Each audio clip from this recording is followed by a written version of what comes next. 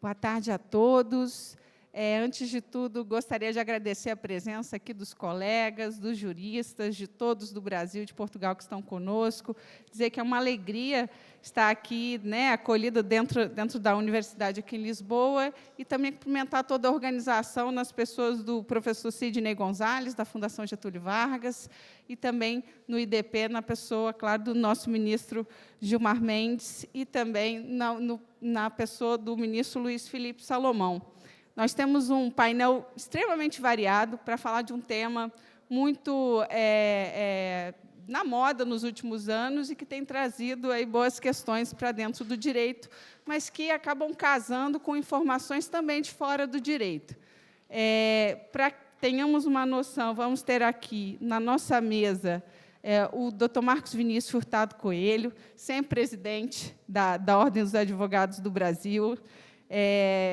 Presidente, gostaria de lembrar que, no período que o senhor era presidente, nós tivemos a alegria de ter um marco legal para a mediação e de ter a reforma da lei de arbitragem. Foi no período, justamente, que a Ordem, acho que participou de todos os debates e foi fundamental para que nós tenhamos dois marcos muito bons, em nível internacional, completamente adequados às práticas internacionais, que, claro, merecem algum aprimoramento, mas que, sem dúvida, trouxeram, nos últimos anos, um grande avanço para o Brasil na área dos meios alternativos ou adequados de solução de conflitos. Isso, sem dúvida, é mérito da comunidade. O senhor presidia a Ordem na época, e a gente teve a felicidade de contar com a liderança do ministro Salomão, que, acredito também, espero, possa trazer essa liderança para o projeto de lei, para as normas em outras áreas dos ADRs, como os dispute boards. Teremos também o Dr. Nuno Villa-Lobos, que é presidente do Centro de Arbitragem Administrativa e mestre em Ciência Política pelo Instituto Universitário aqui de Lisboa. Dr. Nuno está aqui na ponta.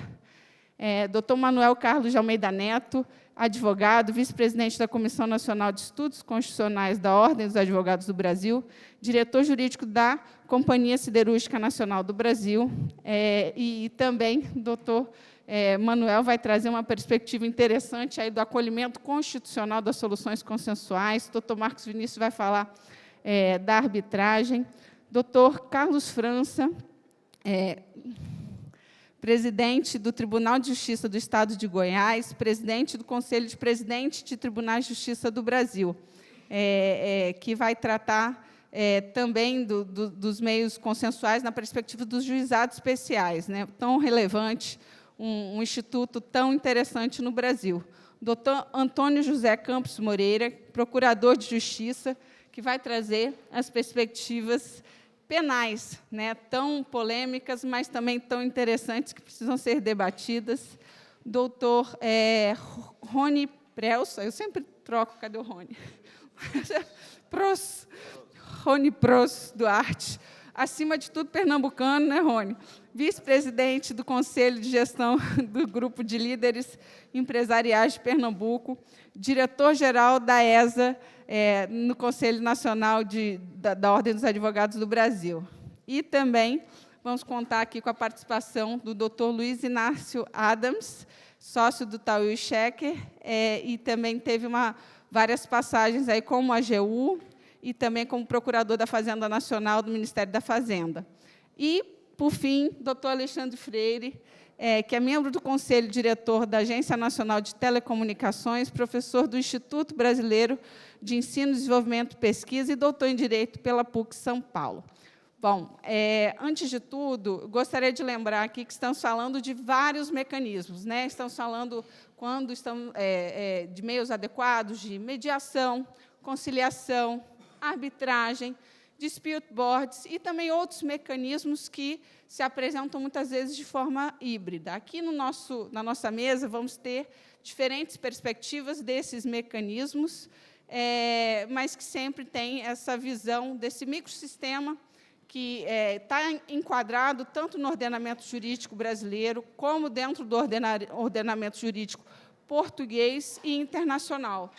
Não podemos esquecer que essas foram as primeiras formas de solucionar conflitos em nível internacional e, portanto, tem um histórico não só nacional, mas internacional, de relevância na forma de resolver os conflitos entre todos os membros da sociedade. Passo a palavra, já de início, ao doutor Marcos Vinícius, para que faça a sua exposição. Muito obrigado, Juliana Loz, que realmente trouxe, ela que fez estudos em Paris, em Sorbonne, sobre mediação, conciliação, trouxe para o Brasil, há 12 anos atrás, aproximadamente, muitas ideias interessantes que foram aproveitadas nesta nova regulação sobre mediação e sobre arbitragem, do que costumávamos dizer, desde aquela época, não de métodos alternativos de resolução de conflitos, mas métodos adequados de resolução de conflitos. Porque, de fato, a judicialização não pode ser a primeira opção. A conciliação, a mediação e a própria arbitragem, que traz a advocacia como protagonista e, portanto, aumenta a responsabilidade de todos que fazemos esses meios, deveria ser a primeira procura, e não apenas o contencioso. Portanto, nós precisamos sempre tratar desse tema, não no sentido de nos distanciarmos dele, mas de nos aproximarmos, no sentido de que temos que fazer com que esses meios sejam realmente os mais adequados e que eventuais problemas não signifiquem muros que impeçam que possamos atingir o êxito buscado. Então, vou tratar um pouco de alguns problemas que há tantos anos atrás não imaginávamos que fossem surgir, mas que, como tudo na vida, há problemas para serem superados. Mas eu gostaria de, rapidamente, porque só temos 7 minutos para cada qual falar, de saudar todos na mesa. Não vou repetir, sinto-se todos cumprimentados, mas me permitam o Nuno Villa-Lobos, o Antônio José Campos Moreira, meu querido irmão Rônio Pros Duarte, o Luiz Inácio Adams, querido irmão, quando foi presidente, ele era AGU, e tantas conquistas fizemos juntos, inclusive a regulamentação no CPC dos honorários da advocacia privada e pública foi fruto de um entendimento da OAB com a AGU. Portanto, é importante resgatar a história, e desse resgate, Adams, contamos com o seu apoio para que façamos prevalecer aquele entendimento, e no sentido de assegurar os honorários da advocacia. O Alexandre Freire, que vem realizando um excelente mandato na Anatel, para saudar de forma especial que o presidente do Tribunal de Justiça do Estado de Goiás, e trazer um abraço do presidente Rafael Lara, que me encomendou este abraço especial e de elogios a você, e o Manuel Carlos de Almeida Neto, esse querido amigo e irmão, doutor em Direito pela USP, que abrilhanta este evento. Saudar 1.200.000 advogados brasileiros aqui presentes, na pessoa do meu amigo, presidente Beto Simonetti, a quem peço uma salva de palmas pelo brilhante trabalho que ele desenvolve à frente da nossa instituição. Imagine, presidente Beto Simonetti, que a nossa OAB, e sou partícipe disso, há 20 anos atrás, ela foi ao Supremo Tribunal Federal para que o Supremo declarasse inconstitucional a arbitragem, porque não daria acesso à justiça. Ou seja, nós, advogados, tínhamos uma concepção preconceituosa em relação aos meios extrajudiciais de resolução de conflitos, ao ponto de irmos ao Supremo, para que, há 10 anos atrás, puséssemos no nosso Código de Ética, no artigo 2º, inciso 12, de que constitui princípio deontológico da advocacia, portanto, uma imposição ética do advogado, meu amigo Bichara, nosso procurador tributário da OAB, que o advogado deve buscar, antes do contencioso, o acordo, a conciliação, a mediação. E que, para estimular isto, Adriano, querido amigo, colocamos também que não pode o advogado cobrar honorários a menor, porque a causa será decidida por uma conciliação. Nós não podemos desestimular financeiramente a conciliação. Então, é falta de ética o advogado utilizar, Machaé, nosso Roberto Marinho das Comunicações, aquela antiga prática que a gente colocava no contrato: os honorários são tanto, mas se tiver acordo, a gente diminui. Isso é falta de ética profissional. Hoje, o nosso Código de Ética... E essa regra foi posta fruto de uma sugestão dos que faziam à época e dos que fazem o movimento de conciliação e mediação, para que a advocacia não seja desestimulada financeiramente. O certo é que hoje há um forte movimento no sentido de conquistar coração e mente dos advogados brasileiros para a importância desses métodos extrajudiciais, os adequados de resolução de conflitos. E queria saudar duas iniciativas que estão sendo vitoriosas em nosso país. A primeira, a Câmara de Conciliação da Advocacia Geral da União. Nós temos já o Adams, ainda o ministro Toffoli começou quando era AGU, o Adams deu sequência, a gestão da ministra Grace fez um acordo muito interessante na questão dos poupadores, e agora, também com o ministro Bruno Bianchi, e agora com o ministro Jorge Messias, vem aquecendo, porque há resolução de conflitos e tantas são as demandas nesse aspecto. O TCU inaugurou esse ano uma importante iniciativa, numa Câmara de Conciliação, que vem funcionando de forma muito adequada. Antes, a resposta do TCU era apenas: você está errado, você será punido, você irá para o Ministério Público. Mas o Brasil não ganhava nada com isso. Agora, a solução pode vir a ser: podemos adequar a sua conduta, resolver desta forma, o negócio permanecer, será melhor para o país e não necessariamente ninguém será punido por erros que, por mais das vezes, não são feitos por má-fé, mas por desconhecimento e até mesmo por mero descuido. Mas eu gostaria de centrar minha fala acerca da arbitragem, porque eu defendo a arbitragem como algo fundamental para o nosso país. É muito importante que o Brasil participe do cenário internacional dentro, portanto, de uma arbitragem que siga os padrões mundiais. E, dentre os padrões mundiais e o padrão da lei brasileira, dessa regulação, se encontra um controle ético sobre a arbitragem. Muito importante. Isso se encontra na lei desde sempre, que é a nulidade de uma arbitragem quando ocorrer falta do dever de revelação. E eu lhe explico qual a importância deste ponto, doutor Carlos França. Porque o juiz lá de Goiás, o desembargador lá de Goiás, ele tem a fiscalização da Corregedoria de Justiça, tem a fiscalização do Conselho Nacional de Justiça, tem a fiscalização do direito de recurso que as partes possuem. O árbitro da arbitragem, e o CNJ definiu recentemente que a arbitragem tem função jurisdicional, não é? Portanto, o árbitro exerce a função de julgador, o árbitro não tem corregedoria, não tem uma instância recursal, não há recurso.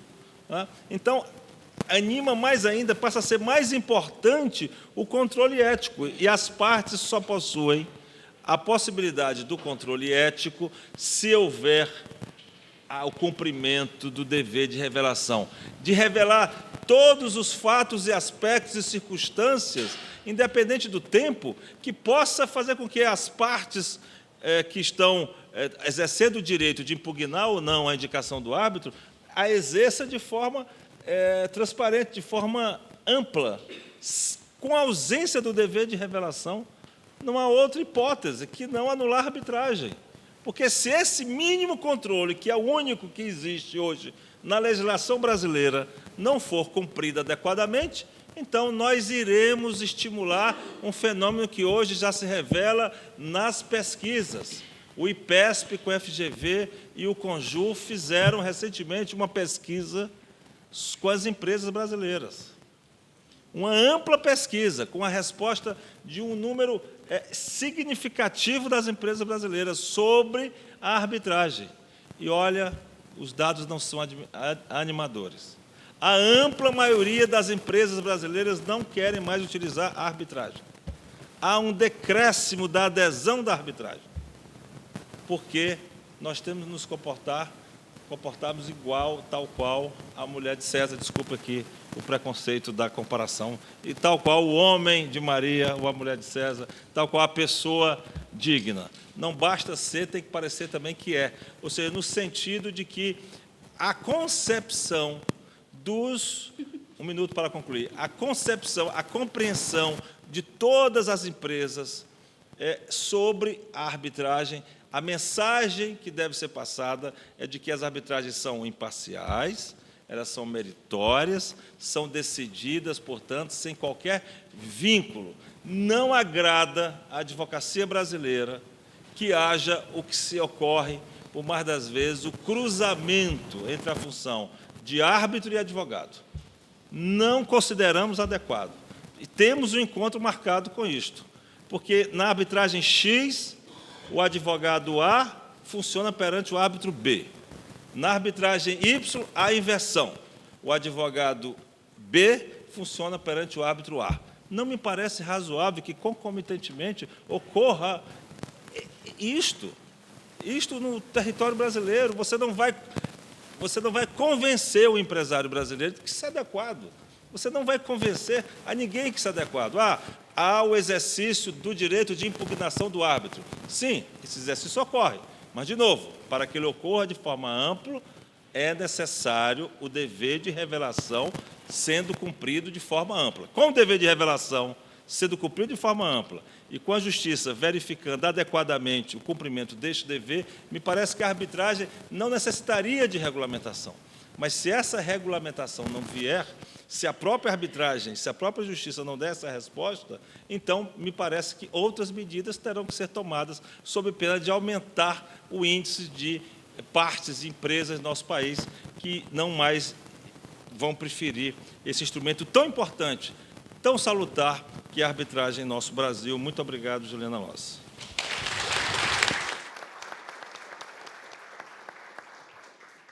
Nós que agradecemos, presidente, e esses pontos trazidos sobre a importância da arbitragem, me lembro que em 2016 era um ano muito difícil para a economia do Brasil.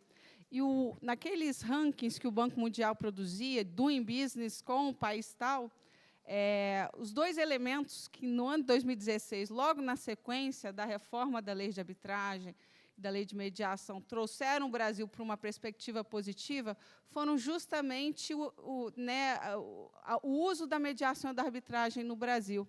Então, são pontos fundamentais para o ambiente de negócios. O Brasil ele realmente teve uma postura no passado de questionar, a própria constitucionalidade. Hoje, muito diferentemente, ele é visto como um país amigável para soluções adequadas. Basta verificar que, por exemplo, menos de 5% de todas as ações anulatórias em relação à arbitragem que chegam ao judiciário anulam ou modificam ou impactam nas decisões arbitrais, por exemplo. Em relação à mediação, também temos soluções extremamente amigáveis, friendly, nesse sentido, tanto do uso da mediação em áreas que antes seriam impensáveis, como a reestruturação de empresas. Então, o Brasil, de fato, ele é um campo interessantíssimo para o uso de meios adequados, e o aprimoramento desses mecanismos é algo que nós enxergamos a todo tempo. Passo a palavra agora para uma perspectiva mais portuguesa, ao doutor Nuno, para que faça a sua explanação.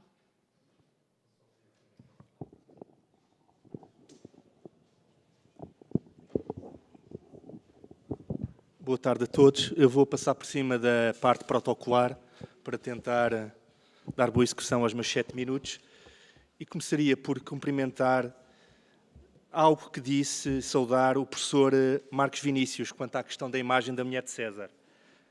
É um conceito hoje em dia mais exigente de transparência que tem sido, aliás, acolhido pelo nosso Tribunal Constitucional, no sentido de que tão importante quanto a justiça ser séria, é também parecer ser séria. Porque, sendo a justiça administrada em nome do povo, é importante que o povo veja a justiça a ser feita. E esse cruzamento com o papel dos advogados na arbitragem é particularmente evidente. E nós, aqui em Portugal, estabelecemos um regime que impede qualquer membro de um escritório de advogados de exercer as funções de árbitro se estiver pendente algum processo desse escritório no Centro de Arbitragem Administrativa. Isso esteve desde sempre contemplado nos nossos regulamentos, desde 2011, e desde a Lei 7 de 2021, está, portanto, plasmado na própria Lei da República. Eu diria que a experiência portuguesa, que tem sido muito bem sucedida, eu já tive a oportunidade de ir várias vezes ao Brasil, de participar em eventos, e tenho dito mais ou menos sempre o mesmo. Acho que é um importante ponto de partida para a reflexão brasileira, mas não pode ser um ponto de chegada. E eu dividiria aquilo que vou dizer em 3 partes. Dizer que há motivos importantes para questionar a arbitragem tributária no Brasil, motivos que têm estado ausentes do debate público.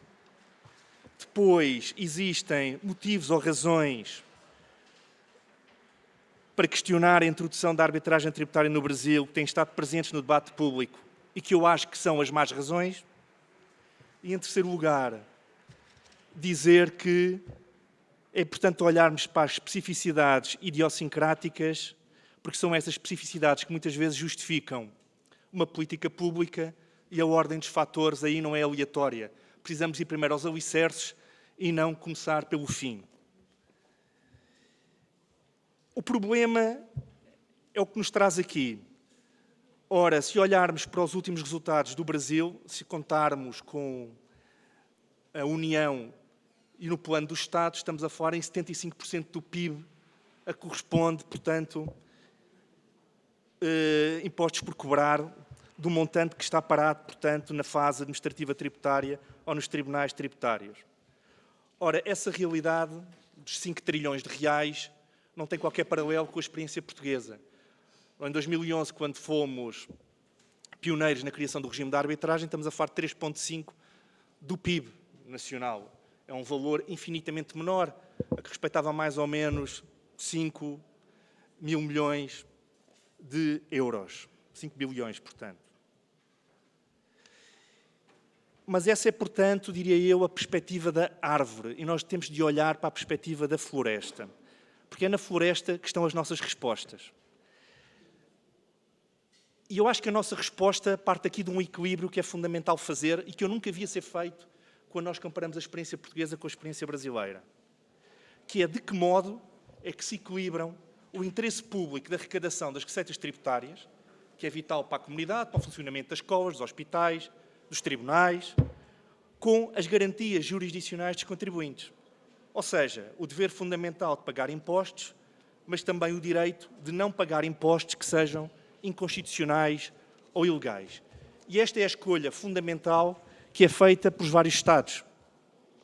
A prioridade está do lado do interesse fiscal público da arrecadação e cobrança ou está no plano das garantias jurisdicionais dos contribuintes que pressupõem, portanto, o direito fundamental de não pagar impostos até que haja uma decisão final transitada em julgado, mesmo que essa decisão tarde 20 anos.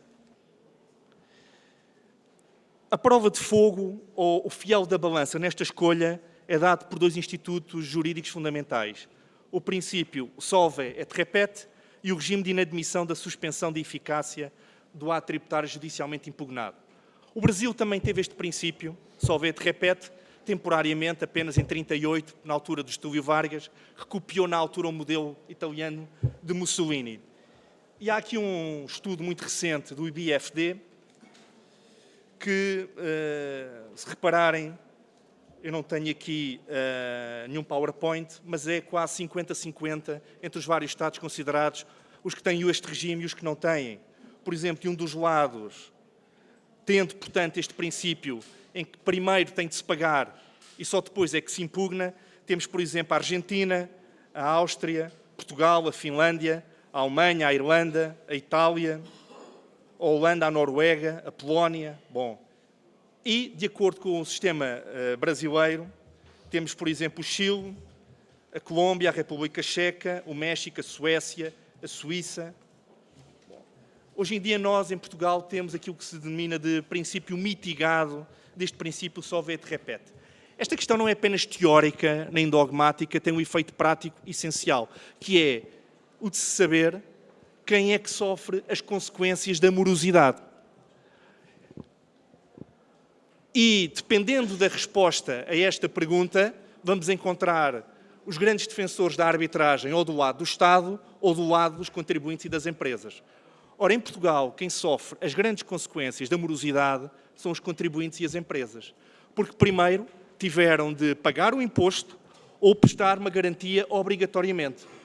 E essa garantia, sendo temporária, tem um regime que só caduca ao fim de 4 anos e ainda pode ser prorrogado por mais 2. E estamos a falar de 4 anos porque está indexado à decisão do Tribunal de Primeira Instância. E, portanto, o que isso significa é que há um conjunto de efeitos negativos da morosidade, como seja o de não se poder utilizar o dinheiro porque está afeto a garantias bancárias, não se pode investir, não se sabe quando é que vai haver uma decisão judicial e todo esse ónus corre pelo lado do contribuinte. Estamos a falar de custos de litigância, de bloqueio na liquidez, custos de calções e provisões, falência das empresas, com o custo social consequente, fruto do desemprego, decisões de investimento adiadas pelos operadores económicos, e eu creio que tenho 1 minuto, e o elevado custo de contexto. Ora, no Brasil, a situação não é bem essa. No Brasil, o principal prejudicado será o próprio Estado, porque não recebeu o imposto antecipadamente na maioria das situações e a taxa de recuperabilidade é muitíssimo reduzida. E por isso é que eu acho que em Portugal os grandes defensores da arbitragem foi sobretudo a sociedade civil e a vontade dos contribuintes foi depois bem interpretada pelo Poder Legislativo. Criou, na altura, um regime legal que nada tem a ver com a lei modelo da UNCITRAL. A lei que existe para a arbitragem tributária é uma lei feita de raiz. A lei voluntária geral comercial nem sequer consta das normas de aplicação subsidiária. É um regime, portanto, totalmente original e específico e até vos posso dizer que, em termos processuais, está mais aproximado do processo que corre nos tribunais do Estado do que propriamente na arbitragem em sentido clássico. Eu partia, portanto, aqui diretamente para as conclusões, uma vez que não vou conseguir falar da segunda parte, que teria a ver com a disponibilidade do crédito tributário. Dizer, então, em jeito de conclusão, que no plano comparativo entre Portugal e o Brasil, a dimensão do problema do contencioso fiscal, as suas principais causas e principais vítimas, a configuração do sistema tributário variável em função do equilíbrio entre o interesse público da arrecadação e as garantias jurisdicionais dos contribuintes, são diferenças significativas que recomendam prudência numa eventual adaptação do regime português, porque pode não encaixar no complexo puzzle que é constituído pelo sistema fiscal brasileiro. Se por um lado é fácil comparar os regimes de arbitragem voluntária e comercial de Portugal e o Brasil, porque assentam ambos no paradigma comum da lei modelo da UNCITRAL, no caso da arbitragem tributária isso não acontece porque o regime português é absolutamente inovador e próximo da marcha do processo tributário dos tribunais de Estado.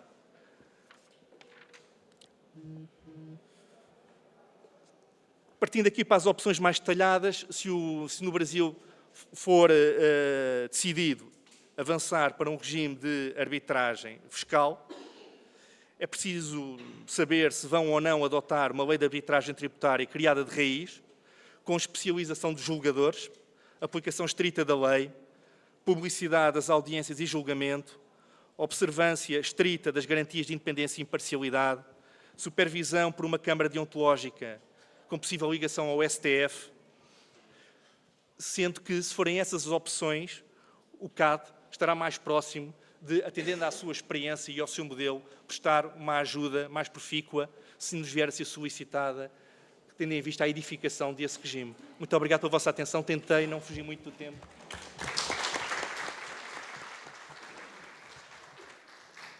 Muitíssimo obrigada, doutor Nuno. Sem dúvida, a experiência portuguesa nessa área é referência não só para o Brasil, mas também para o mundo. E aqui nós temos, né, o Bichara e outros professores que são referência na área tributária. Sem dúvida, o Brasil é um país extremamente complexo, o arcabouço jurídico, né? Estamos discutindo, nesse momento, as mudanças nessa área, mas, ainda assim, as complexidades vão demandar muito trabalho para qualquer tipo de movimento para esse tipo de mecanismo no nosso país. Mas é super interessante, porque eu acredito que todo trajetória que, por exemplo, a Advocacia Geral da União e outras instituições têm feito no Brasil dentro da arbitragem, também de outros mecanismos, reflete muito essa adaptação, né? Preocupação com a transparência, publicidade e outros quesitos. Passo aqui a palavra, ainda nesse mundo público, para o doutor Manuel, que vai trazer uma perspectiva mais constitucional desses mecanismos. Boa tarde a todos. Doutora Juliana Losto, obrigado pelo convite. Presidente Simonetti, uma honra estar aqui com Vossa Excelência. O desafio é grande. Falar de meios alternativos de resolução de conflito, tem que quebrar também um pouquinho aqui a parte protocolar, num evento sobre direito digital e defesa das instituições e do Estado democrático de direito. A primeira coisa que me veio à cabeça foi onde está o abrigo constitucional na Constituição do Brasil desses meios alternativos. O Brasil é litigioso, da cultura do vou te processar. Onde é que está isso na nossa Constituição? O doutor Marcos Vinícius Hurtado Coelho, nosso sempre presidente da Ordem dos Advogados, também membro vitalício do Conselho Federal, trouxe aqui uma ideia do artigo, inciso 35 do artigo 5º, da inafastabilidade da jurisdição. Nada, nenhum conflito de interesse escapará do Poder Judiciário. Esse é um problema, né? Estava conversando com a doutora Juliana Loza aqui no começo. Talvez seja daí que se entenda que há um conflito constitucional, essa ação que a OAB entrou no passado. Mas toda a Constituição, eu fiquei pensando, qual é a recepção constitucional disso? Estou aqui resumindo, depois eu vou juntar o que eu escrevi para coordenação do evento. Qual é o contributo desses institutos e onde é que está na Constituição? A primeira coisa que nós temos que entender, culturalmente, os portugueses nos deram um conselho normativo na época das ordenações filipinas e manuelinas, em 1603, que dizia o seguinte, no livro 3, título 20, parágrafo 1º. É no começo da demanda, e no começo da demanda dirá o juiz a ambas as partes que antes que façam despesas e sigam entre elas os ódios e as dissensões, se devem concordar e não gastar suas fazendas por seguirem suas vontades, porque o vencimento da causa é sempre duvidoso. E daí talvez que venha aquele ditado forense antigo, às vezes é melhor um mau acordo do que uma boa demanda. A Constituição Imperial do Brasil, de 25 de março de 1824, também tinha lá um dispositivo. Foi a primeira vez que uma norma constitucional, né, tratou no Brasil dessa matéria. Foi a mais longeva Constituição brasileira, durou 65 anos, a Constituição Imperial. E o artigo 161 dizia o seguinte, sem se fazer reconciliação, não se começará processo algum. Né? Então, a autocomposição era um imperativo, pelo menos a tentativa. E, dando um salto aí por conta do tempo, na atual Constituição de 1988, brasileira, para além desse dispositivo que aqui nós já falamos, o inciso 35 do artigo 5º, nós temos que começar com o preâmbulo. E o que diz o preâmbulo da nossa Constituição, que é uma Constituição progressista, que veio depois de 21 anos de ditadura militar, como todos sabem. Então, o que diz aqui o preâmbulo da Constituição, a mensagem?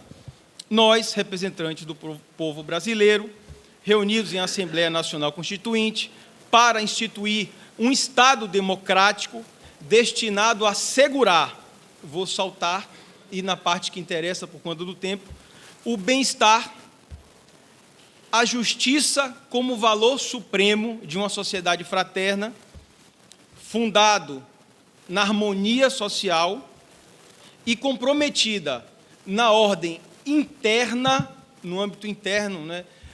Algumas pessoas observam no artigo 4 da Constituição, que fala de, enfim, questões internacionais, uma autorização para a autocomposição. Eu já não vejo. Eu vejo aqui no preâmbulo, que lá fala-se de ordem internacional. Aqui no preâmbulo está, na ordem interna, o comprometimento com a solução pacífica de controvérsias. Então, veja que esse é um objetivo da Constituição do Brasil. Então, esse inciso 5º, o artigo 5º, inciso 35, tem que estar, obviamente, interpretado em consonância com o preâmbulo da Constituição. E aqui eu soltaria para mais o artigo 70, o inciso 78 do mesmo inciso 5º, garante que a todos, no âmbito judicial e administrativo, serão assegurados razoável duração do processo e os meios que garantem a celeridade da sua tramitação.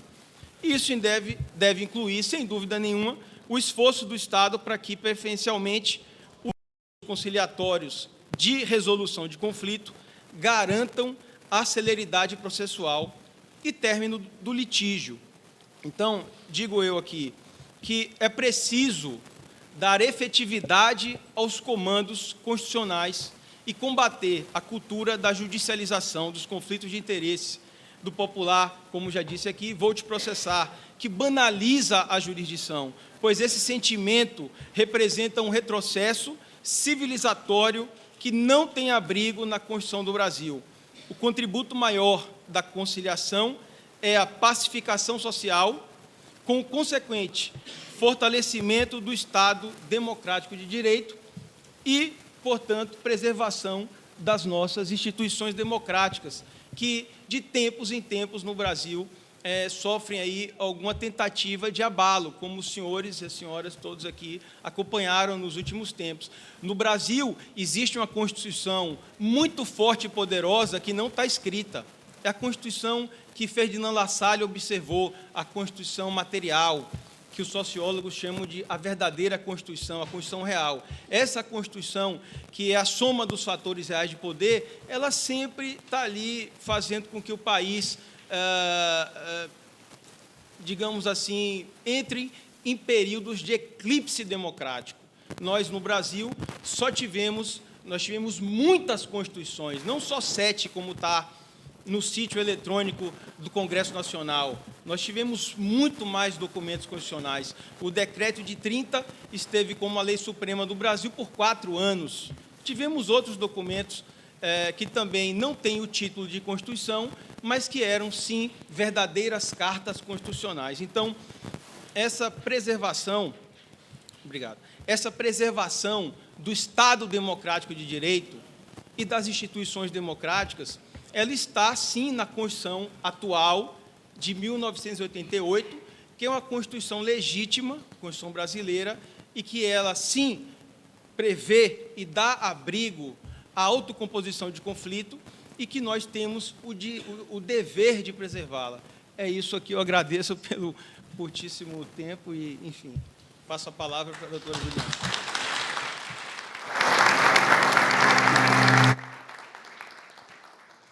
Professor Manuel, muito obrigada. Excelente exposição. Nós fizemos um acordo aqui no início, dado o horário e a temperatura agradável, né? A gente tentou encurtar, então agradeço muito aqui a colaboração de todos por fazer desse encontro um encontro breve, leve e agradável. O professor Manuel tocou em pontos fundamentais e eu me lembrei, professor, de uma pessoa, né, que é um processualista que todos nós conhecemos, que é o professor Kazuo Watanabe, que sempre trouxe, né, a perspectiva de soluções consensuais e que entende todo o sistema jurídico, o acesso à justiça tão proclamado em todas as constituições nossas, portuguesa e europeia de uma forma geral, como o acesso a uma ordem jurídica justa, não necessariamente passando por uma decisão adjudicada. Então, e ver isso refletido em tantas constituições, nesse trabalho que o senhor fez, né, um repositório histórico tão interessante, foi muito, muito legal, porque eu anotei aqui que não é de hoje, né? Nós já sabemos, mas quando vemos documentado, é muito interessante. Aproveito para passar a palavra aqui ao doutor Carlos França, para a sua exposição.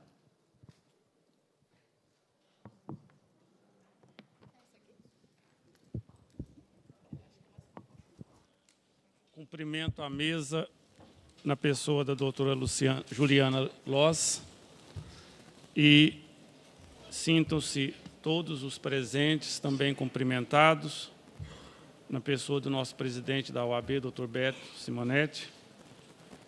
Eu vou trazer aqui a visão do Poder Judiciário Estadual em relação aos métodos adequados de solução de conflitos. Todos nós sabemos que o Poder Judiciário brasileiro, como um dos poderes da República, enfrenta enormes dificuldades orçamentárias, dificuldades daí advindas estruturais, e nós não damos conta do volume de processo que nós temos, de demandas. Nós temos hoje em andamento mais de 80 milhões de processos, mais de 80 milhões de processos. Este é o primeiro slide que fala do quantitativo de processos em andamento, 83 milhões. Desses 83 milhões, 65 milhões tramitam na Justiça Estadual. É um número avassalador. Não tem estrutura nenhuma do Judiciário que suporta este número de processos. Então, nós temos... esse aí, é isso. Certo. Nós temos, então, 83 milhões de ações em andamento, 65 milhões na Justiça Estadual. Logicamente, quando a Constituição fala do acesso à justiça e do princípio da celeridade, que aqui o doutor Manuel Carlos mencionou, fala, e nós temos que compreender como efetividade da justiça, uma justiça eficaz. E o Estado brasileiro não consegue oferecer essa justiça eficaz. E, por consequência, nós temos que buscar meios alternativos, adequados, para que possamos atender a esta sociedade que clama tanto pelos serviços públicos, no caso do judiciário. Mas essa sociedade litigiosa que nós temos é uma sociedade que ainda não tem na sua cultura aquele envolvimento com esses meios alternativos. Hoje, nós temos inúmeros dispositivos legais tratando desses meios alternativos, e o Código de Processo Civil de 2015 trouxe nas normas fundamentais esta imposição ao Estado, pelo Estado juiz, e envolvendo todos os atores do sistema de justiça, advogados, Ministério Público, advocacia, Ministério Público, Defensoria Pública, nós somos obrigados a promover esses meios alternativos de composição de litígios. Ah, mas nós, juízes, não temos essa cultura. Não temos. Nos bancos da faculdade, até pouco tempo atrás, não tínhamos esta disciplina. Nas escolas de formação de magistrado, também não. Então, agora, o judiciário se deu conta da importância de investir em seus magistrados para que eles possam ter essa consciência de que, sem a utilização desses métodos alternativos adequados, não conseguiremos. E, então, nós olhamos aqui, nos mediadores, nós temos 7.788 mediadores inscritos nos cadastros, ou seja, eles estão prontos, os mediadores, os conciliadores inscritos para atuarem nesse quantitativo. Olha os números. Nós fizemos 7.780.000 audiências no ano passado. Destas 3.199.000 foram audiências de conciliação, atingindo, então, uma média de 83% de homologação de acordos, ou seja, olha o percentual alto de acordo. Então, quando se dá a oportunidade que o conciliador é preparado, nós conseguimos alcançar esses índices. Num país em que nós fazemos 12.120 audiências de conciliação por dia e conseguimos 10.000 homologações por dia, é um país que merece dar um olhar diferenciado para esses métodos, porque nós podemos avançar muito, podemos avançar. E aqui nós temos, e o CNJ é um indutor, as políticas públicas do CNJ é um indutor desta entrada e impulsionamento das conciliações. Nós temos audiência de conciliação, a Semana da Conciliação, onde se consegue 112.000 audiências realizadas e 71.000 acordos. Número considerável, quase 70% destas audiências se transformam em composição. Então, nós podemos dizer que não tem outra saída para o Estado brasileiro e para a jurisdição que não o envolvimento e o investimento nestes meios alternativos e adequados. Porque se a sociedade espera e continuar esperando do juiz uma definição, uma resolução dos seus problemas, ele virá certamente com atraso e virá sem resolver adequadamente aquele litígio, porque o juiz ele está preparado para aplicar a lei. Muitas das vezes, ele não tem conhecimento do todo, dos fatos como um todo. Então, a sua solução, a solução do Estado juiz, nem sempre é a melhor. E a autocomposição é aquela que resolve a consensualidade, traz para todos envolvidos uma sensação de efetividade, uma sensação de que realmente foi feita justiça. Quando o juiz decide, uma parte necessariamente fica insatisfeita, e algumas vezes ambas as partes ficam insatisfeitas.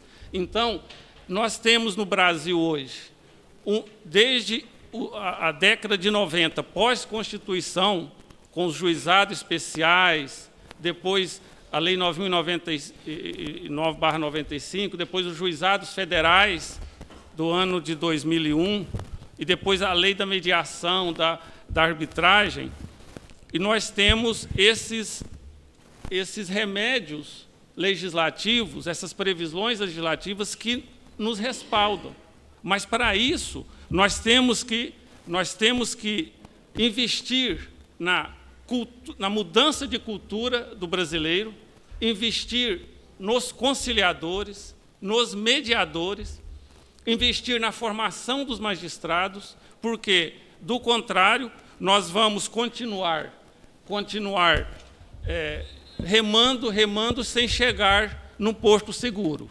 E eu aqui, nessa parte, eu faço menção a uma fala do ministro do Prêmio Nobel, o Tutu, né, Desmond Tutu, diz: meu pai sempre dizia, não levante a voz, melhore os seus argumentos.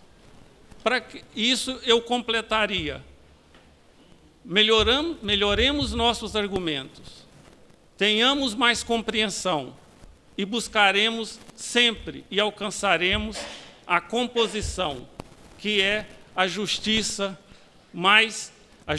feita com o envolvimento de todos aqueles que estão esperando uma solução para aquele caso concreto, uma solução que não venha da mão pesada do Estado, uma solução construída com argumentos, construída com debates e construída da melhor forma possível, que é a solução que as partes alcançam com a participação, seja de um conciliador, seja de um mediador, seja de um árbitro, se for assim definido, e se nenhum desses métodos possibilitar essa definição, que então o Estado juiz resolva a questão colocada.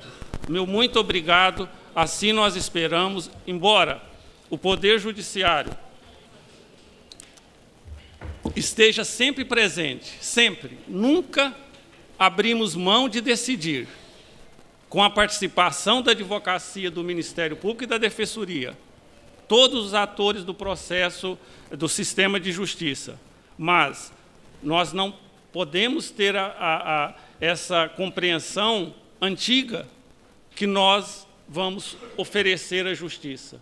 Nós vamos oferecer a justiça que o juiz, na sua compreensão, pensa que é justiça, mas é uma justiça, muitas das vezes, que não resolve aquele litígio e não resolve o conflito social.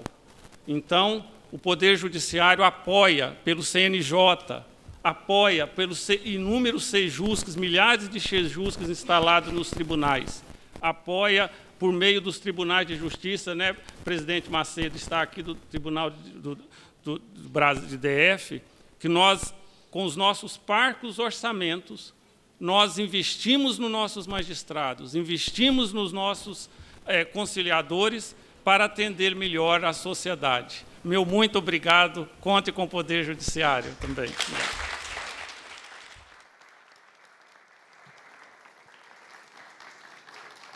Muitíssimo obrigada, doutor Carlos França. Eu acho que a mensagem do senhor é conte com o Judiciário e componha com o Judiciário, né? Eu acho que o sistema jurídico brasileiro e a justiça brasileira ela é exemplo, sobretudo após 2015, após 2010, com a Resolução 125, no estímulo das soluções consensuais.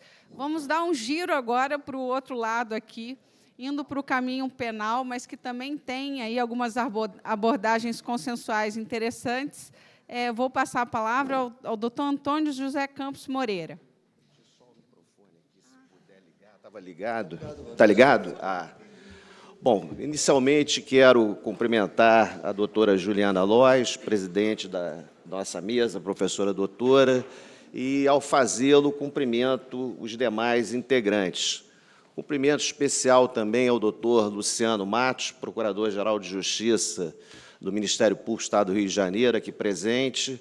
Um cumprimento às advogadas, aos advogados que participam dessa nossa tarde de trabalho, na pessoa do presidente da Ordem dos Advogados do Brasil, doutor Simonetti, e um agradecimento todo especial à Fundação Getúlio Vargas, na pessoa do doutor Sidney Gonzalez, por poder estar participando de um evento desta envergadura. E não poderia deixar também de fazer um registro a presença do nosso ex-procurador-geral de Justiça, hoje subprocurador-geral, o doutor Marfan Martins Vieira, também responsável pela minha presença nesse painel.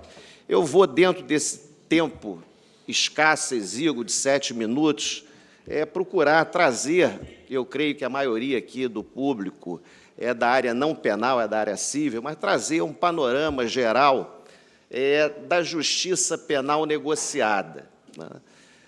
Nós, hoje, no Brasil, convivemos, desde a Constituição de 88, com 2 modelos distintos de processo penal. O modelo clássico, o modelo tradicional, pela via conflitiva, em que, finda a investigação, o Ministério Público oferece denúncia, formula a acusação, formaliza a acusação perante o Poder Judiciário, que chama o réu para apresentar defesa e ver-se processar. Há uma fase instrutória, uma fase de debate sobre a prova coligida em juízo sob o crivo do contraditório, e aí sobrevém a sentença, fase de julgamento, sentença sujeita ao duplo grau de jurisdição, sujeita à apelação, sujeita a reexame no âmbito da nossa Justiça Estadual pelo Tribunal de Justiça, na Justiça Federal pelo Tribunal Regional Federal.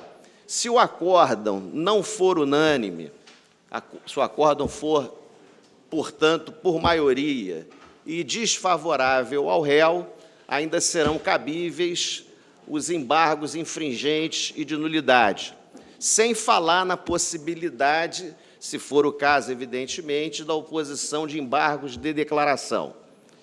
Sobrevindo acórdão, ainda é possível o manejo de 2 recursos constitucionais. O especial, para discutir questão federal, questões de direito infraconstitucional federal, e o extraordinário para discussão de questões constitucionais. Só daí já se vê que, entre a prática do delito e a solução final do processo, há o transcurso de um tempo enorme, muitas vezes com réu preso, outras tantas com réu solto, com réu em liberdade. E a minha experiência de 36 anos de Ministério Público, eu procuro me sensibilizar no exercício de alteridade com a posição dos réus, a minha experiência mostra que esse modelo, embora evidentemente não possa e não deva ser abandonado, ele muitas vezes se penaliza o réu pela via do processo, principalmente aquela pessoa que tem um envolvimento pontual, ocasional, com a justiça criminal. O sujeito que não tem antecedentes, é primário, mas se vê ali processado e permanece sob uma espada de Damocles durante anos e anos, e isso é uma punição pelo processo, uma punição pelo processo.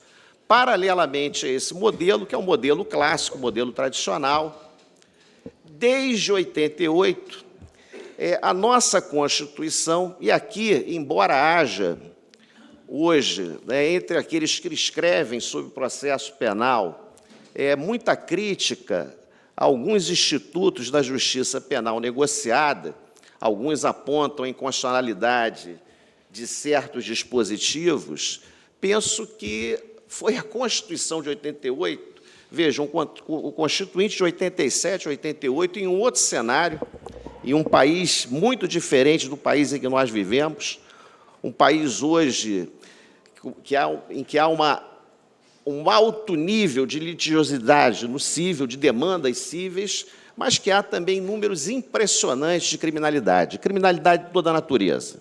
Criminalidade violenta, de sangue, criminalidade organizada, criminalidade institucionalizada, enfim.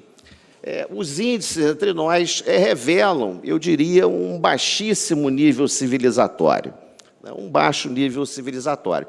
O Constituinte de 88 já, talvez, na sua sabedoria, vislumbrando a necessidade de se abrir a porta para a introdução entre nós de institutos que não têm a ver com a nossa tradição constitucional, com a história do nosso direito, institutos que vêm do sistema anglo-saxão, o Constituinte abriu as portas para a justiça penal negociada no artigo 98.1 da Constituição, ao dizer que os Estados e a União deveriam criar juizados especiais criminais, permitida, nas infrações de menor potencial ofensivo, a transação penal.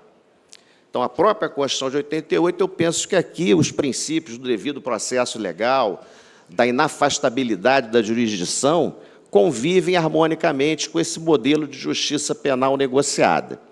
A partir daí, a partir do permissivo constitucional, sobreveio, em 1995, a já antiga Lei 9.099, a qual se referiu o desembargador Carlos França, presidente do Tribunal de Justiça do Estado de Goiás, que, além de definir o conceito legal de infração de menor potencial ofensivo, disciplinou a transação penal. Transação penal que consiste, basicamente, na aplicação imediata de pena restritiva de direito ou multa, mediante proposta do Ministério Público, aceita pelo autor do fato, sempre contando com assistência, com orientação técnica de seu advogado.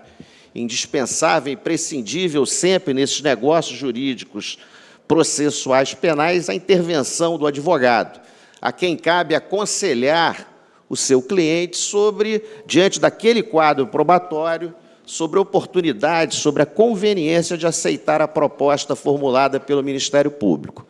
Transação, paralelamente, o legislador também aproveitou a oportunidade política favorável e introduziu na Lei 9.099, sem que esse instituto, absolutamente nada tenha a ver diretamente com os juizados especiais, introduziu o Instituto da Suspensão Condicional do Processo, que isso hoje é lembrado por poucos, mas que foi criado, que foi moldado pelo saudoso desembargador Weber Martins Batista, do Tribunal de Justiça do Estado do Rio de Janeiro, professor titular da UERJ, da Universidade do Estado do Rio de Janeiro, em meados dos anos 80. O professor Weber ganhou um prêmio num encontro de tribunais de alçada criminal com um trabalho intitulado A Suspensão Condicional do Processo. Então, vieram a transação, a suspensão condicional do processo, já mais ou menos arraigados, também a composição dos danos civis com efeito penal e o instituto que hoje vem causando, eu diria, mais polêmica e ainda com um largo espaço para a sua ampliação, que é o Acordo de Não Persecução Penal, o ANPP. O ANPP se baseia, tal qual os demais institutos, desse modelo de processo penal pela via do consenso, modelo de justiça penal negociada, se baseia na tentativa de se compor o caso penal mediante acordo, uma solução consensual ou consensuada do caso penal extraído de um procedimento investigatório.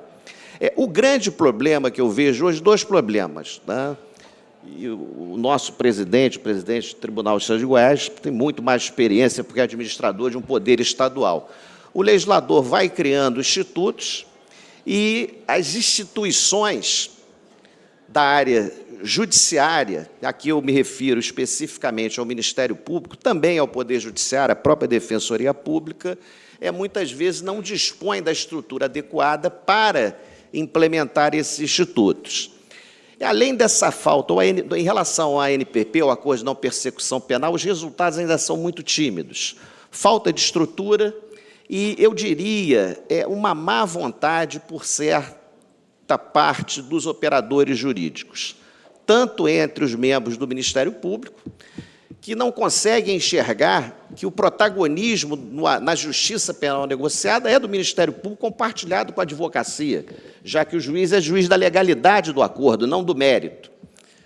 Os que entendem que o ideal é um processo pela via clássica que resulte em condenação, não conseguindo enxergar que a solução final pode ser obtida antes, favoravelmente aos interesses estatais e ao próprio investigado, que, cumpridas as condições do acordo de não persecução penal, o acordo de não persecução penal não é transação penal, não há imposição de pena, são acordadas condições, tem a sua punibilidade extinta. Esse acordo não gera reincidência, não gera maus antecedentes. Eu vejo aí, por parte de alguns membros do Ministério Público, alguns advogados, uma certa reação, e o Judiciário numa postura ainda, digamos, aguardando para ver o que vai acontecer. Eu creio que eu sou entusiasta desse modelo, eu penso que a via do consenso, mesmo do processo penal, não vejo aqui enfraquecimento do direito de defesa, muito pelo contrário. Esses acordos abrem uma alternativa para a defesa, é uma alternativa para o Ministério Público, que pode, ao invés de oferecer denúncia, de percorrer a via do processo penal condenatório tradicional, buscar uma solução acordada, e é também uma estratégia de defesa, porque o investigado, o réu orientado por seu advogado, poderá ou não aceitar o acordo. Não vejo aqui uma hipossuficiência presumida, uma vulnerabilidade, o enfraquecimento do direito de defesa. Não, eu acho que isso empodera a defesa técnica, né? Desde que esses acordos sejam submetidos à homologação do Poder Judiciário, tal qual prevê a lei. E o problema aqui, como o desembargador pontuou, é de cultura, é de mentalidade. A nossa cultura, nós todos, ou quase todos e todas, fomos formados no modelo de processo pela via do conflito, tanto no processo penal como no processo civil. No processo penal, eu diria que isso ainda é pior, porque nós temos questões constitucionais importantes em jogo que têm que ser ajustadas dentro dessa nova realidade. Então, o importante aqui é que todos nós, membros do Ministério Público, advogados, advogadas, magistrados, magistradas, mudemos o nosso paradigma. A justiça penal negociada, ela não transige com a verdade, não transige com a ideia de justiça, mas ela busca uma solução célere, rápida, tanto quanto possível, e efetiva, que satisfaça os interesses da sociedade e os interesses do investigado ou réu. Então, é preciso mudar o paradigma e centrar a nossa atuação no modelo utilitarista. Modelo utilitarista, relação custo-benefício sobre todos os aspectos. Eu espero ter trazido aí algumas informações relevantes. É uma síntese da justiça penal negociada. Um modelo ainda muito novo entre nós, mas que eu tenho absoluta certeza, está aqui o doutor Fernandes,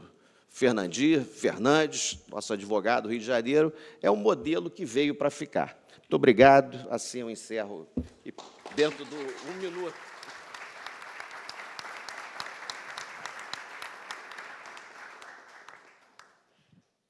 Muitíssimo obrigada, doutor Antônio. É interessante, né? Quando o senhor estava falando da justiça penal negociada, e aí, cooperando um pouco com as informações que o doutor Carlos trouxe, de 83%, né, doutor? No juízo homologatório, eu fico pensando como que seria como que serão, né, são essas estatísticas no âmbito penal, considerando essa atividade judicial tão peculiar, né, que é um juízo de legalidade. São pensamentos aqui que transitam entre as duas esferas, civil e penal, que são interessantes. Vou passar a palavra agora ao doutor Rony Bros, correto, Rony?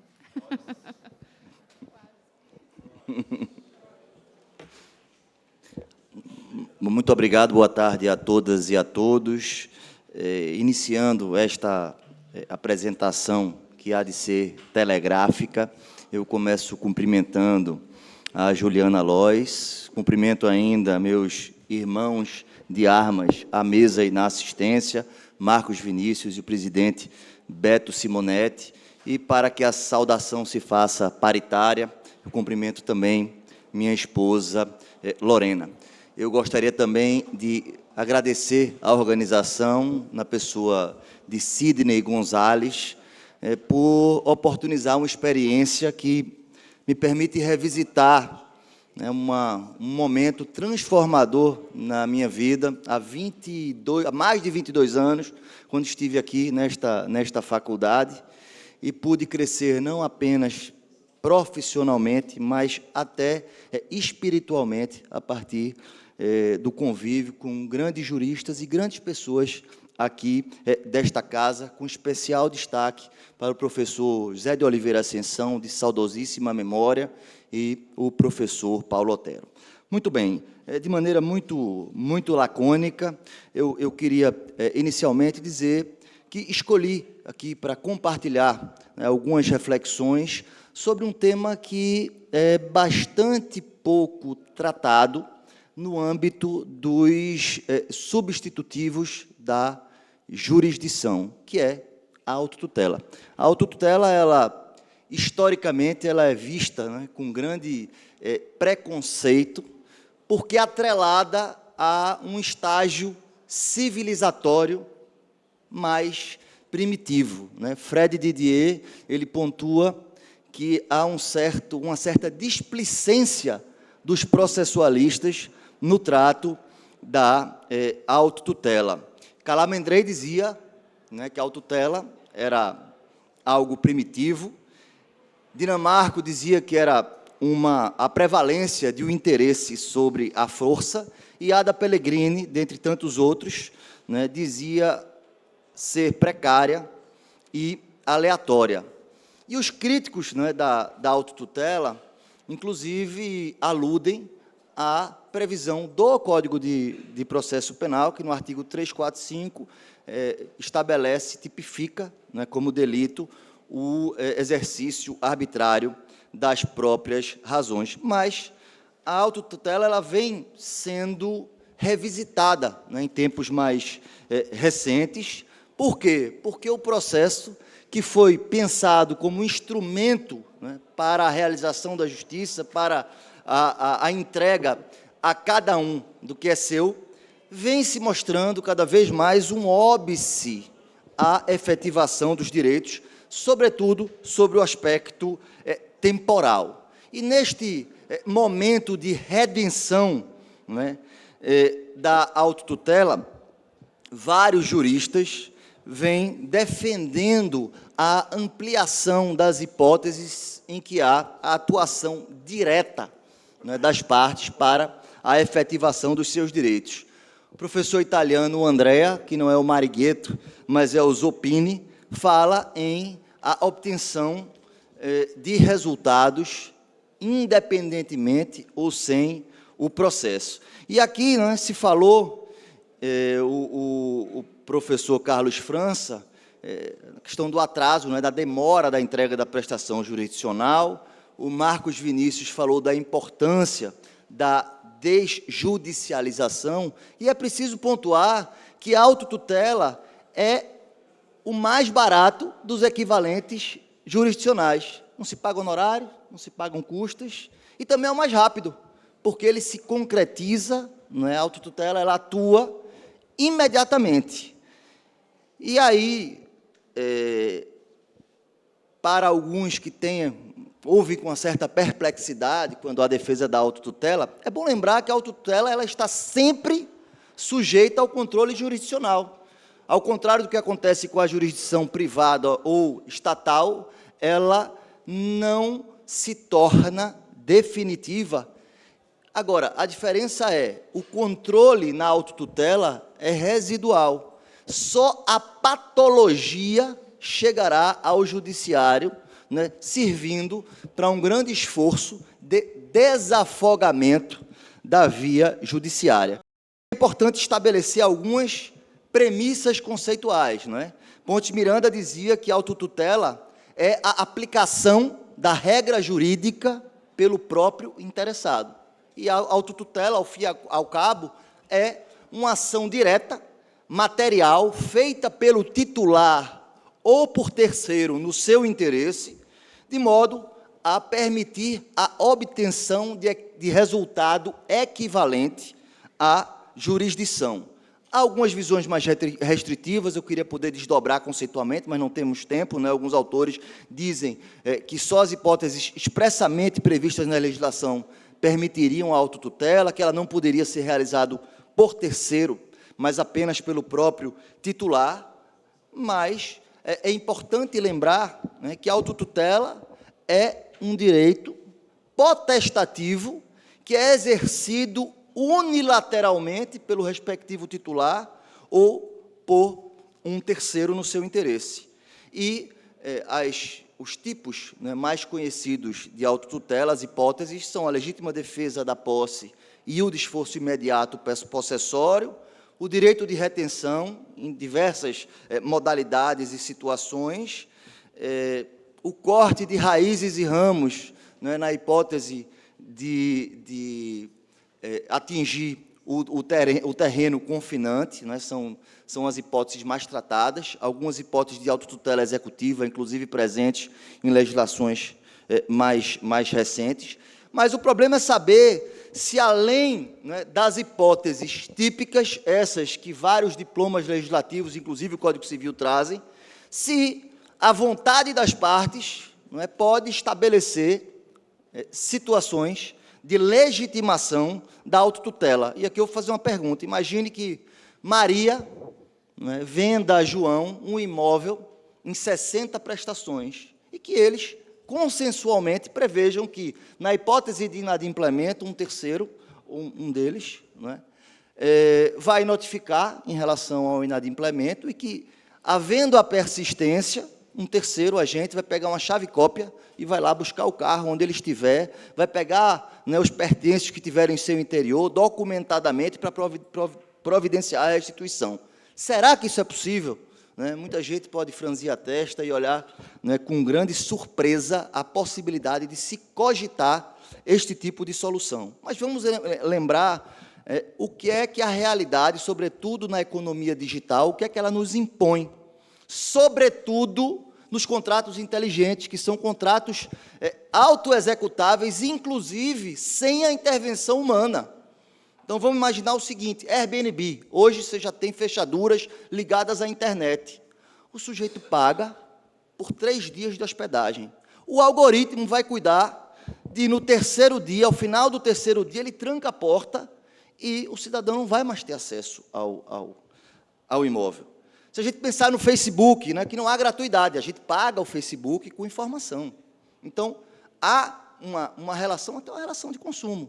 Mas o Facebook, ele exclui nossos conteúdos pelo algoritmo, ele deleta a nossa conta, ele nos deixa de castigo, né, numa autotutela que é absolutamente e amplamente aceita, e quem disser que isso é proibido vai ficar fora, né, de uma economia digital. E aí eu pergunto, se no mundo digital essa autotutela é permitida, por que recusá-la no mundo real? Obviamente, há limites, né? Nós não podemos pensar na efetivação da autotutela por força física delegada ao particular. Então, isso é um limite intransponível. Mas não há nenhuma norma que proíba o estabelecimento consensual da autotutela. Beth, Máximo Bianca, Talamine, Didier, são alguns dos que admitem esta possibilidade. E, ora, se a gente pode escolher uma jurisdição privada, se a gente pode conformar o rito processual civil em negócios jurídicos processuais atípicos, artigo 190 do Código de Processo, se a gente pode, como falou aqui o doutor Antônio, até ter uma justiça penal negociada, por que nós não podemos pactuar mecanismos, não é, voluntariamente de autotutela? Então, em conclusão, tá, muito aligeradamente, é preciso dizer que o indivíduo ele pode, voluntariamente e dentro de determinados limites, se colocar em um estado de sujeição para ação direta do terceiro ou da contraparte. E aí, Juliana, eu queria até trazer aqui um ponto que me ocorreu, que é a possibilidade de inclusão de mecanismos de autotutela na convenção de arbitragem, de modo que o não árbitro, eventualmente, que pode ser também um árbitro, mas que os próprios participantes da jurisdição privada disponham de mecanismos de autotutela a prescindir do recurso ao judiciário, que é um grande desafio na arbitragem, não é, que você depende do judiciário para ter o enforcement da decisão. E lembrando que essa consensualidade ela vai excluir o elemento do tipo do delito do artigo 345 do CPB, porque onde há consensualidade, não pode haver, por uma razão lógica, a arbitrariedade que depende da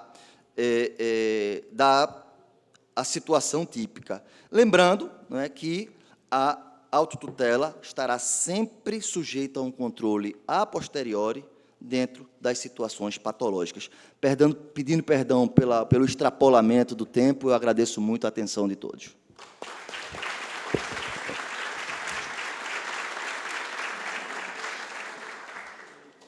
Muitíssimo obrigada, doutor Rony.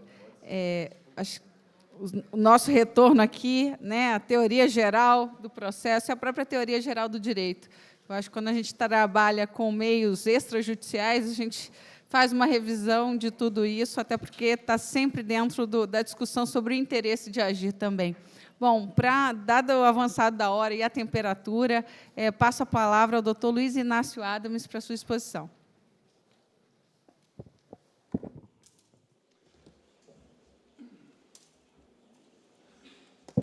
Obrigado, doutora Luciana. Eu vou fazer primeiro só uma homenagem, e peço licença ao Simonetti para isso, ao Marcos Vinícius, que, quando eu era advogado-geral, foi meu parceiro numa série de soluções importantes para a advocacia e para o Brasil, não é só para a advocacia. As soluções que a gente pensa no Estado são pensadas, ou buscadas, pelo menos, ou desejadas, a beneficiar todos os brasileiros, e não só um setor dos brasileiros. E eu acho que muitas das iniciativas têm essa finalidade. Dito isso, eu vou, num prazo menor, espero que 7 minutos, pontuar minhas observações que eu tenho sobre o tema dizendo primeiro o seguinte: a consensualização chegou para ficar. Se nós olharmos retrospectivamente 10 anos, e aqui, doutor Simonetti, é bom que se lembre, quando no segundo Pacto Republicano, 2009, que o presidente Lula, o presidente do Senado, Congresso, Sarney, e o presidente Supremo, Gilmar Mendes, aprovaram aquele pacto, uma das medidas era a transação tributária. E é bom que se diga, a OAB, naquela época, se opôs à transação tributária. Ela aprovou um parecer contrário, entendendo ela uma violação do que ela entendia como uma certa certeza do processo tributário, que é absolutamente, eu que tenho 24 anos de carreira como procurador fazenda, não sou mais, mas tive enquanto procurador, eu confesso que não existe. É uma fantasia achar que a lei nos dá certeza. O que nos dá certeza é um parâmetro legal que é interpretado. E essa interpretação tem que ter estabilidade. Se ela não consegue gerar estabilidade, ela contradiz o processo, a função do processo legal. Então, nós temos uma dinâmica que não alcança apenas a Congresso, alcança o Judiciário também. Ele é uma parte importante no processo de segurança jurídica. E esse é um fenômeno que hoje nós não temos no Brasil ainda. E por que não temos ainda? Porque, no Brasil, a cultura do litígio é uma cultura do lawfare. Eu, como advogado-geral, logo que eu assumi, uma das coisas que me surpreendeu foi quando eu recebi da minha secretária-geral contencioso o 4º embargo de declaração.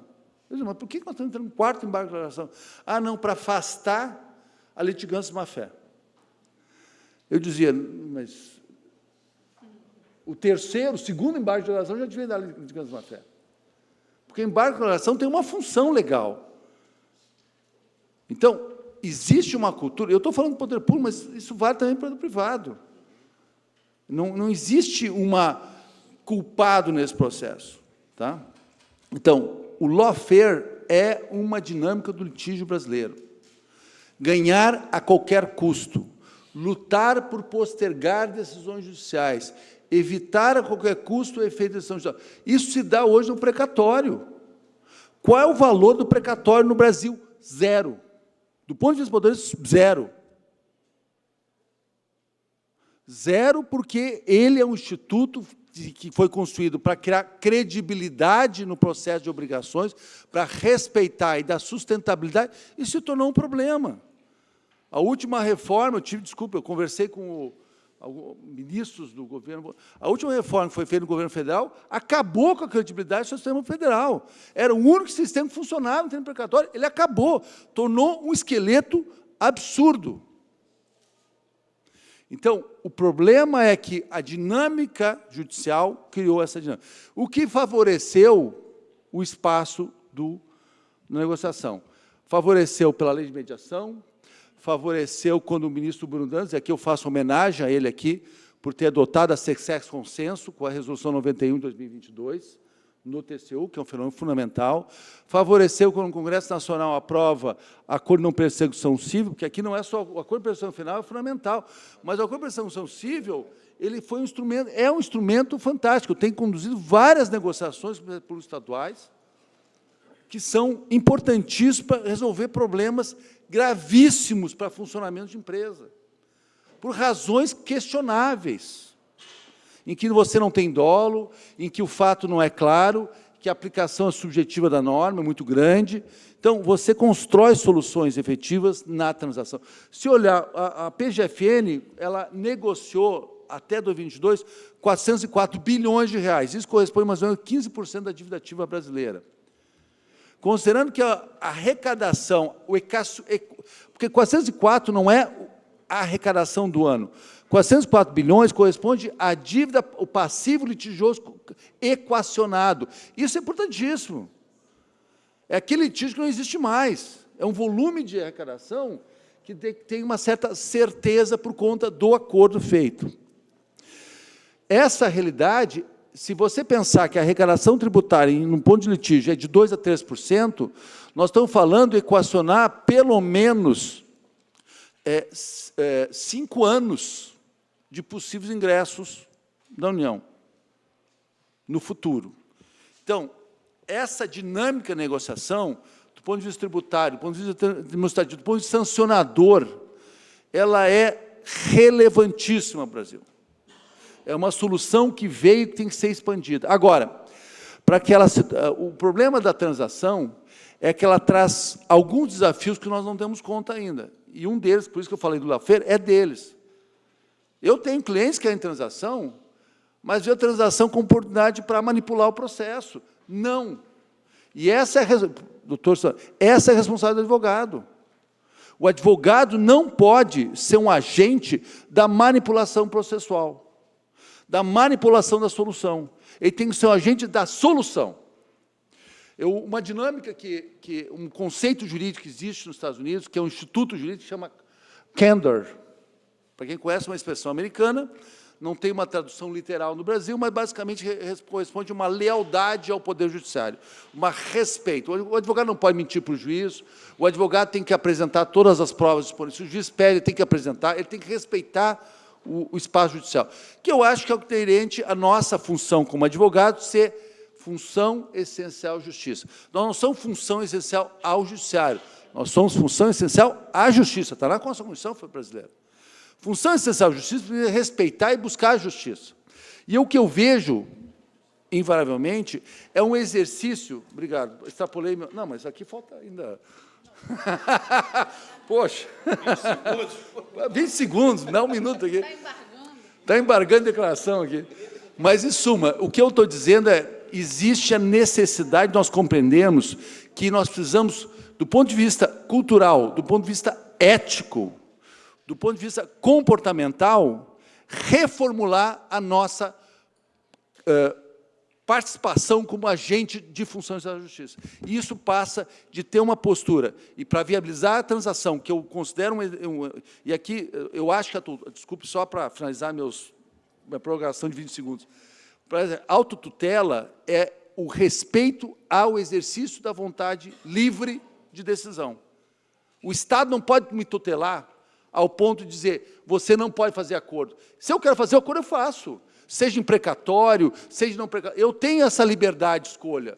E o Estado não pode... E nós temos um país tutelado, em todas as instâncias. Então, esse é um conflito que existe, que eu acho que a OAB tem que defender. O Estado não é um agente de tutela. O Estado é um agente de regulação, mas não tutela. Se o agente livremente faz uma escolha e faz um acordo, tem que respeitar o acordo. E tem que ser consequente com o acordo. Não pode depois buscar o Estado e a tutela do Estado para desfazer um acordo que ele livremente aceitou. Nós temos que ter respeito a essa liberdade individual, inclusive quando é errado. Infelizmente, às vezes os acordos são ruins. Mas nós temos que sustentar isso. Obrigado.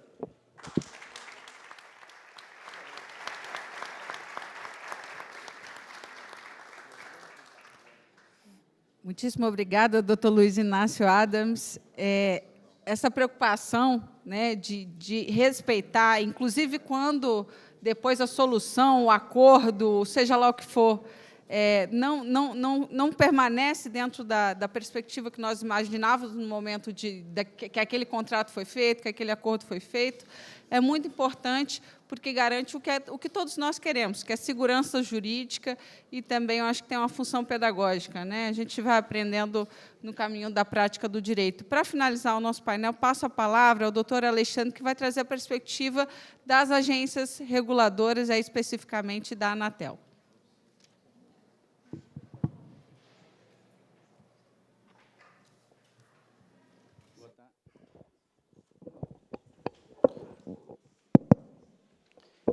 Boa tarde a todas e todos. Queria inicialmente agradecer o gentil convite para poder participar de mais uma edição do Fórum Jurídico de Lisboa. Eu faço na pessoa do ministro Gilmar Ferreira Mendes. Queria parabenizar a organização do evento. Tive a oportunidade de assistir painéis com temas relevantíssimos e com personagens que tenho muita admiração, entre os quais alguns ocupam espaços nessa mesa. Eu queria fazer uma especial menção ao nosso sempre presidente da Ordem dos Advogados do Brasil, Marcos Vinícius Furtado Coelho. Queria também aqui fazer um registro, a presença do nosso batonier, Beto Simonetti, e também fazer um breve registro, a presença de advogados que tenho muita admiração. Meu amigo Rony Proz Duarte, meu amigo Manuel Carlos e meu amigo do Kramer, que está ali na audiência. E também gostaria de fazer, porque aqui fiz em alusão aos advogados, mas eu sou advogado, estou em uma missão institucional, também fazer um registro da presença do meu amigo, diretor da NTT, Guilherme Sampaio, que está aqui conosco. O tema que eu elegi para dialogar hoje com vocês é o tema da consensualidade no ambiente regulatório, especial no âmbito do ambiente de telecom. É uma experiência, posso dizer para todos vocês, muito recente. Na quadra de existência da Anatel, 25 anos e alguns meses, a consensualidade é um experimento institucional. Mas eu posso assegurar para vocês que o arco da consensualidade do ambiente regulatório, embora longo, ele é virtuoso. E tentarei mostrar para vocês algumas dessas virtudes em se apostar na consensualidade. A Anatel, nesses 25 anos, ela criou inicialmente uma cultura do litígio administrativo, ou do contencioso administrativo. Talvez com a finalidade de se afirmar como uma agência constitucional ciosa pelos seus deveres constitucionais, a agência iniciou um processo muito acentuado de sancionamento. Isso culminou na construção de uma cultura em que se apostou muito no sancionamento. Para que possamos passar para vocês uma ideia de números, presidente Marcos Vinícius, atualmente nós temos, em dados abertos da Anatel, 58.501 processos administrativos, que cumularam em multas que hoje performam em 11 bilhões de reais, dos quais 39.798 são processos quitados, que corresponde a aproximadamente 1 bilhão 126 milhões de reais, o que corresponde, se formos analisar, a apenas 10% desse percentual inteiro que decorreu de uma crescente postura de sancionamento. Logo se observou que essa aposta era uma aposta inglória no âmbito da agência. E daí as primeiras práticas de consensualidade, elas passaram a reinar, entre as quais eu gostaria de destacar o TAC, que é o termo de ajustamento de conduta, que tem no âmbito da Anatel alguns experimentos exitosos, mas quando nós examinamos o número de TACs que foram instaurados e aqueles que foram bem-sucedidos, nós podemos destacar apenas 3. Ou seja, embora seja uma aposta importante da agência, nós temos apenas 3, dos quais nós tivemos êxito em ajustamentos de condutas, cumprimentos de obrigações e também em adequações de obrigações de fazer e obrigações de ressarcir. Mas foi o início de uma, digamos assim, uma longa travessia do contencioso administrativo para o consensual. Então, o TAC, ele significa, no âmbito da agência, por mais incrível que possa parecer hoje, é algo usual, por exemplo, nos processos que antecedem uma ação civil pública, mas no âmbito da agência regulatória, da Agência Nacional de Telecomunicações, foi uma grande inovação. Mais recentemente, nós tivemos uma outra experiência, e aqui eu queria fazer uma particular menção ao edital 5G, que é uma experiência que pode ser considerado um benchmark internacional. Esse edital propiciou a conectividade no país inteiro. Esse edital ele é considerado um marco de sucesso por ser não um edital arrecadatório, ele é um edital não arrecadatório. E por ser um edital não arrecadatório, ele transformou aqueles valores em obrigações de investimento. Então, uma das faixas de disputa desse edital contou com a participação de 2 players importantes. E um desses players, em um arranjo muito criativo do ponto de vista econômico, fez uma parceria institucional com uma outra grande empresa. E esse caso chegou à Anatel para ser apresentado como um termo de anuência. E nós tínhamos aí que pontos de vista distintos, porque nesse mesmo edital existia uma certa filosofia de que se propiciaria o ingresso de novos entrantes. Então, o que é que se imaginou à época se fazer? Bem, ou se aposta uma solução ortodoxa da Anatel. Qual a solução ortodoxa seria essa? A submissão do tema ao Conselho Diretor para uma decisão adjudicatória. Mas o que se imaginou fazer? Se imaginou pensar uma solução consensuada, em que se exortaria os players a dialogar entre si para apresentar uma proposta mais rente à própria realidade do edital e também fomentar um diálogo entre esses dois players e as novas entrantes, ou seja, as pequenas prestadoras. Digamos assim, essa iniciativa tem se revelado muito frutífera no âmbito da agência, porque tem permitido que esses entes possam dialogar e apresentar à agência uma proposta que possa ser submetida ao Conselho, de tal forma que não apenas seja uma decisão ortodoxa do Conselho, mas uma decisão em que os entes chegaram a um acordo muito próximo àquilo, professora Juliana, que se imaginou como uma filosofia dessa política pública de conectividade e também, por outro lado, do ponto de vista concorrencial, de fomento ao ingresso de prestadoras de pequeno porte. Então, veja que se retirou do Conselho uma prerrogativa que se tinha, permitiu-se que os entes pudessem sentar e apresentar uma proposta ao Conselho Diretor. Então, esse é um caso que, no âmbito da Anatel, tem sido considerado um experimento histórico, no âmbito da Anatel, em termos de fomento ao debate de ideias para serem submetidas ao Conselho. Um outro caso interessante, aqui eu quero trabalhar em duas perspectivas e prometo que já vou me encaminhar para o fim. A Anatel, ela tem uma representação que se dá através da Procuradoria Federal. Então, a Anatel, em muitos casos, ao invés de simplesmente levar a matéria a juízo, ela tem sentado à mesa em processos de arbitragem, e grandes processos de arbitragem, arbitragens que hoje acumulam valores de 56 bilhões, 32 bilhões, 22 bilhões. Então, é uma demonstração também, no meu modo de ver, de uma outra postura da Anatel e do ambiente regulatório. Nós temos também notícias de experimentos exitosos na própria NTT, de arbitragens relevantes que afetam todo o setor. Então, por quê? Porque se aposta em uma solução consensuada, é uma dimensão da consensualidade, e se também evita a litigiosidade que nós observamos que não trazem resultados animadores para o ambiente regulatório, nem para o ambiente da infraestrutura. E muito bem foi lembrado pelo ministro Luiz Inácio Adams a virtuosa iniciativa do ministro Bruno Dantas, no âmbito do Tribunal de Contas da União, em se instituir uma Secretaria de Consensualidade. Por que eu trago à baila esse tema? Porque, recentemente, no âmbito dessas arbitragens vultuosas da Anatel, o presidente Carlos Baigorre apresentou uma proposta ao Conselho de submetermos o caso da Oi, em que se discute aquilo que tecnicamente chama de análise de vantajosidade, para que submetesse ao Conselho, ao Tribunal de Contas, esse caso para um ajuste de contas, ou um encontro de contas, entre aquilo que a Oi pleiteia e aquilo que a Anatel entende por justo.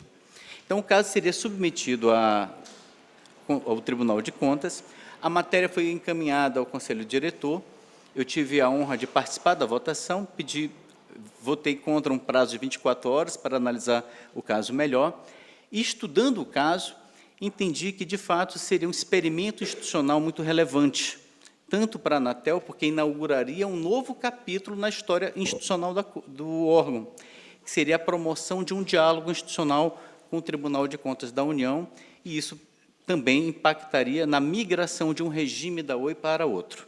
Então, vejam o que eu quero dizer com isso. Eu dei alguns exemplos do avanço do processo de consensualidade na Anatel, que saiu de uma discussão do ponto de vista apenas sancionatório para uma discussão através de TACs, depois de arbitragens, e dei um exemplo de uma solução consensuada no âmbito do processo regulatório, foi o caso da faixa 700 do edital 5G, e agora estou dando um exemplo de como a Anatel também pode, reconhecendo algumas limitações institucionais, submeter a um debate de consensualidade a um outro órgão, que é o Tribunal de Contas da União. Então, o que eu quis demonstrar para vocês utilizando uma feliz expressão do ministro Gilmar Mendes, é que, diante de um impasse fundamental, que foi o impasse no âmbito da Anatel, de processos eminentemente sancionatórios, deve-se seguir uma fuga para frente. E essa fuga para frente é justamente a consensualidade, e que tem se mostrado exitosa no âmbito da Anatel, e pelos diálogos entre os entes reguladores, tem se mostrado também muito exitosa na NTT, tem se mostrado muito exitosa na ANTAC. Acredito que seja um caso de sucesso da história do direito administrativo e regulatório brasileiro. Seriam essas as minhas contribuições. Agradeço mais uma vez a participação de todos da mesa. Foi uma grande honra. Obrigado.